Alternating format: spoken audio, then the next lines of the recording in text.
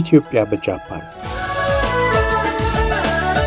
10,000 ኪሎ ሜትሮችን አቋርጠን የጃፓንን ገጠራማ መንደሮች ጎብኝተን በዓለም ብዙ ሕዝብ ከሚኖርባቸው ከተሞች ቀዳሚዋ የሆነችው ቶኪዮ ከተማን ተመልክተን በጃፓን የሚኖሩ ኢትዮጵያውያንን የሥራና የባህል ሕይወት ቃኝተን ተመልሰናል።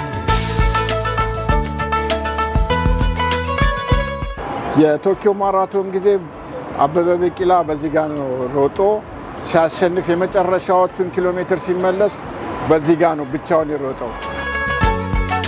የሀገራችን ባህልና ሙዚቃ ለጃፓን ብሎም ለዓለም ያስተዋውቁ አፍቃሪ ኢትዮጵያ ጃፓናውያን ትሩፋቶች በዚህ ዝግጅት ወደ እናንተ እናቀርባለን።